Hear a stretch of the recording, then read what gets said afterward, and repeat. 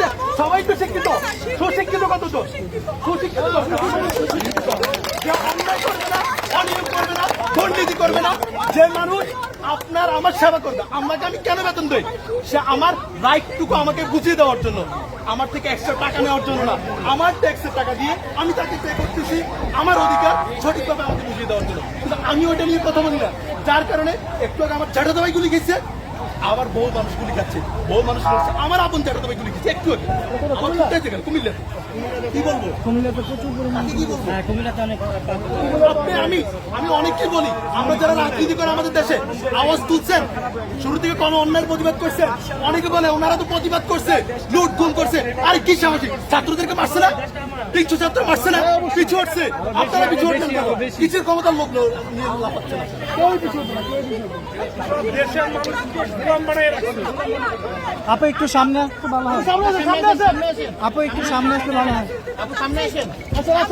Message দিতে চাচ্ছি, সেটা হচ্ছে আমাদের যে শিক্ষা কারিকুলাম করছে 9, 10, 6 থেকে, মানে যে কারিকুলামটা নতুন তৈরি করছে মাধ্যমিক লেভেলে, এই কারিকুলামের এই ধরনের কারিকুলাম দিয়ে কখনোই কোনো শিক্ষিত জাতি গড়ে উঠবে না, সবই অপরাধ উঠবে। কারণ কি, যদি আমাদের এই সরকার আবার ইনশাল্লাহ আমরা নতুন সরকার গঠন করব, সেই সরকারের ক্ষেত্রে আমরা চাচ্ছি যে আমাদের কারিকুলাম যদি এই নতুন করতেই হয়, সেই কারিকুলামে অবশ্যই কারিকুলাম মানে কি হাতে করি শিক্ষা, অর্থাৎ আমরা হাতে কলমে শিখবো। আমরা যদি ধরেন আইসিটি পরীক্ষা, আইসিটি দিচ্ছি, আমরা হচ্ছে কিভাবে হলো ট্র্যাক করা হয়, কিভাবে এটা লিখিত দেয়, তা না, আমাদের কম্পিউটার থাকতে হবে।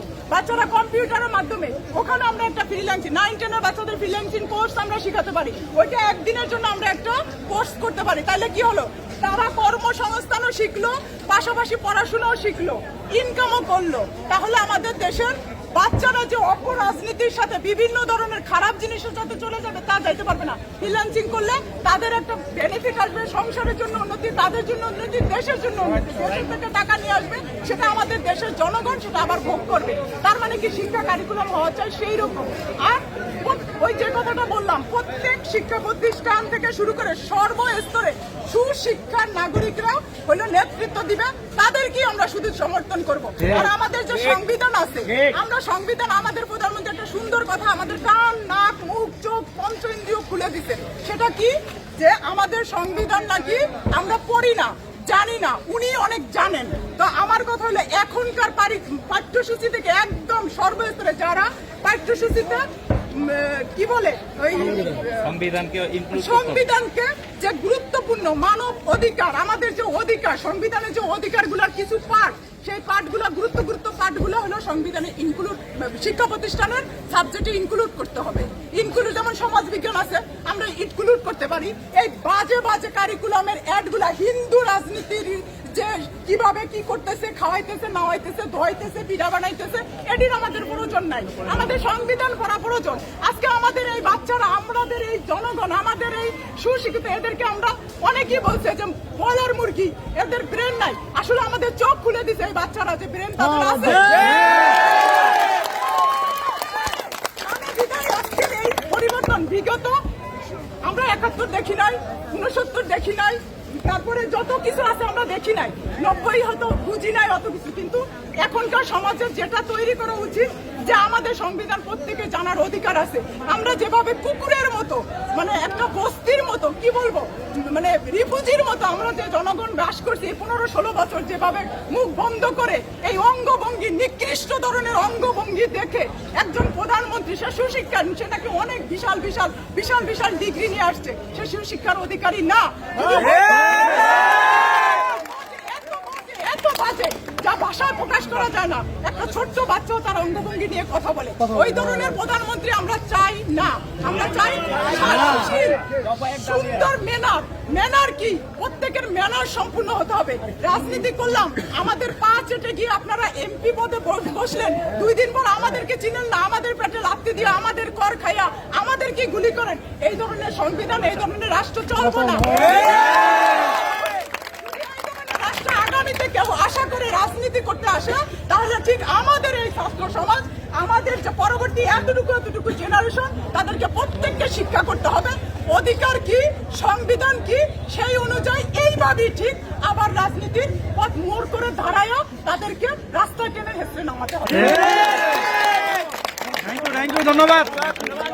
খুব ভালো একটা মেসেজ ছিল। আমরাই কালকে ভুলে যাব। সত্য কথা বলতে কি, আমরা যখন নতুন একজন সরকার গঠন করব, আমরা ভুলে যাব ওই সরকার আমাকে যেভাবে নাচাবে আমি সেভাবে নাচবো। সে সরকার দল আমার ভাই, অমুক আমার চাচা, আমরা এভাবে ভুলে যাব।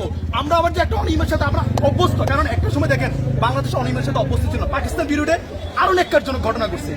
বাংলাদেশ যখন স্বাধীন হয়েছে কিছুটা শিথিল হয়েছে, আমাদের দ্রব্যমূল্য সবকিছু একটা মাত্রায় আসছে, আমাদের উন্নয়ন বাড়ছে, আমরা এটার সাথে অভ্যস্ত। যখন আমরা 1 বছর 5 বছর পর এক এক সরকার আমরা অভ্যস্ত হয়ে গেছি। আমরা কি টানা সরকার রাখছি? আগে রাখিনি। এই 5 বছর উনি ভালো করছেন, ওনাকে আনছি, ওই 5 বছর দেখছি যে না এ তালাক, আরেকজনকে বিয়ে করছি, পরের 5 বছর আবার ওরা আবার পুনরায় বিয়ে করছি, কারণ একবার বিয়ে করার পর আবার বিয়ে করা যায়, জায়েজ আছে, এভাবেই করছি। কিন্তু যখন এই আওয়ামী লীগ সরকার ক্ষমতা আসলো উনি টানা রয়ে গেছে। ভালো কথা, আপনি টানা থেকে যান, 1000 বছর থেকে যান, কিন্তু সবভাবে থেকে যেতেন, আমাদের কোনো আপত্তি ছিল না। কেন আপনি ধ্বংস, হত্যাযোগ্য, কেন আমাদের দ্রব্যমূল্য সবকিছু ইয়ে করে নিলেন? ভোটার অধিকার তো হবে, আপনি কিসের জুড়ে থাকবেন? আপনি ভোটার অধিকার জুড়ে থাকবেন, আপনি সৎকাজ করে থাকবেন। ভাইয়া, please। আমি আপনাকে রাখবো কেন? ভাইয়া। সেটা বলেন। আমার আপত্তি নাই। আওয়ামী লীগ সরকার যদি ভালো কাজ করে থাকতো আমি কেন ভোট দিব না? সে তো উন্নয়ন করে, আমার ভালো কাজ করতেছে। ভাইয়া, excuse me। বিএনপি সরকার ভালো করে আমি ওনাকে দিব। বা রহিম করিম আসতে ভালো করলে আমি তাকেই দিব। আমরা করি কি জানেন, যে আমরা খারাপ করলো চুপ, কেন চুপ? আরে আমার তো ঠিক আছে, আমার টাকা তো আসতেছে, আমার ব্যাংক ব্যালেন্স আছে, আমার বিজনেস আছে, আমার চাকরি ঠিক আছে, আমার আর কি দরকার? ভালো লাগবে না বিদেশ চলে যাবো? তাকে বারবার এই শেখ হাসিনাকে বারবার ক্ষমতায় আনার পিছনে কাদের হাত আছে? চিন্তা করি আমরা, কখনো চিন্তা করি না আমার অধিকার কি, আমার কেন জন্ম হলো বাংলাদেশে, এই বাংলাদেশ কেন স্বাধীন হলো, এই বাংলাদেশ থেকে আমরা কি চাই, আমাদের মোরালিটি কি, এটা কি আমরা একবার চিন্তা করি? আমরা সবাই চিন্তা করি, আমরা ঘরে ঘুমাই থাকি, চিন্তা করতে জিনিসগুলো ভাবা উচিত। আগামী যিনি নেতৃত্ব আসবে, যে গভর্নমেন্টে আসুক, আমরা চাই তরুণ, আমার দিক থেকে তরুণত্ব। এক দফা এক দাবি, হাসিনা তুই কদি ছাড়, হাসিনা তুই কদি ছাড়, কোথায় কোথায় বাংলা ছাড়, দেশটা কি তোর বাচ্চাদের, কোথায় কোথায় বাংলা ছাড়, 1 2 3 4, শেখ হাসিনা স্বৈরাচার, 1 2 3 4, 1 2 3 4, শেখ হাসিনা স্বৈরাচার, 1 2 3 4, শেখ হাসিনা স্বৈরাচার, শেখ হাসিনা স্বৈরাচার,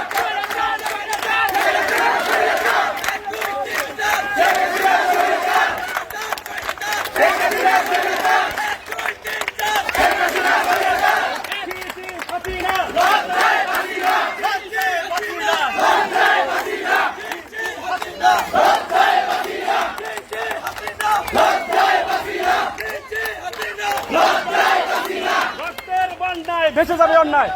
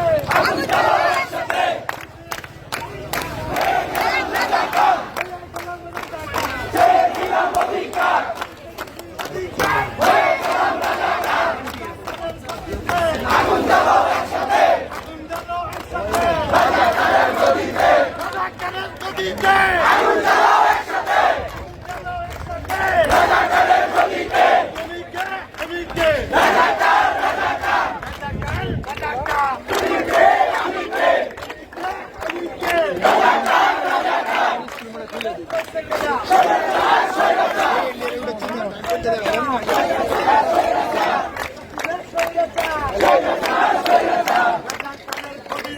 আগুন জ্বালাও একসাথে রাজাকারের গদিতে প্রত্যেকের গলা থেকে আগুন জ্বালাও একসাথে রাজাকারের গদিতে আগুন জ্বালাও একসাথে রাজাকারের গদিতে আগুন জ্বালাও একসাথে গদিতে আগুন জ্বালাও একসাথে চাইসারের গদিতে আগুন জ্বালাও একসাথে গরিব পেশার গদিতে আগুন জ্বালাও একসাথে দিবসে পানিতে আগুন জ্বালাও একসাথে আগুন জ্বালাও একসাথে রাজাকারের গদিতে আগুন জ্বালাও একসাথে আমি কে রাজাকার রাজাকার তুমি কে রাজাকার রাজাকার চেয়েছিলাম অধিকার হয়ে গেলাম রাজাকার চেয়েছিলাম অধিকার রাজাকারের গদিতে আগুন জ্বালাও একসাথে আগুন জ্বালাও একসাথে রাজাকারের গদিতে রাজাকারের গদিতে আগুন জ্বালাও একসাথে জয় হাসিনা সি সি হাসিনা জয় হাসিনা কোথায় বাংলাদেশ বাংলাদেশ